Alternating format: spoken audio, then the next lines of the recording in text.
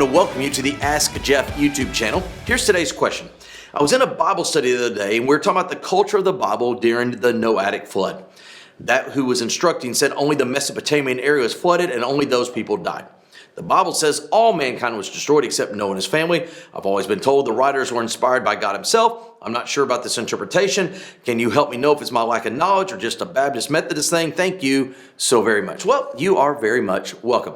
So when we talk about what we commonly refer to as Noah's flood, that which took place between Genesis 6 and chapter 9, there has been and always will be most likely this debate. Was it a localized flood? Was it a global flood? Did it only impact a certain number of people and cultures? Did it impact all of humanity? If you take, and this is important to the question as asked, if you take an as it is written literal understanding of what the Bible says, the Bible says the entire world was flooded. The Bible says that Noah and 7 other of his family members, his wife, his children, and their wives are the only ones who stepped off the boat 14 to 15 months later.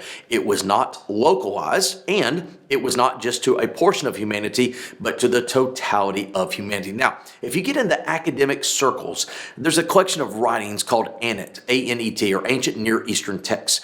And you'll discover that all of these ancient texts and all these ancient cultures all have their quote-unquote version of some type of flood.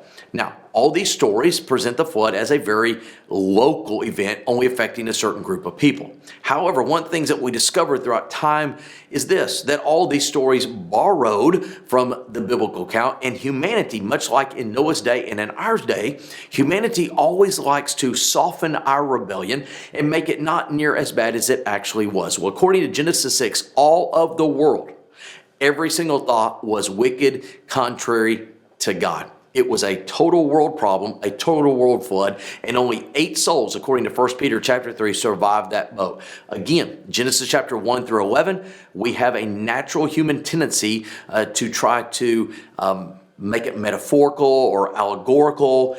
It is what it is, and they are who they are, and it happened just as it happened. Great question. If you have one, send it to AskJeff.net. Maybe your question will be tomorrow's.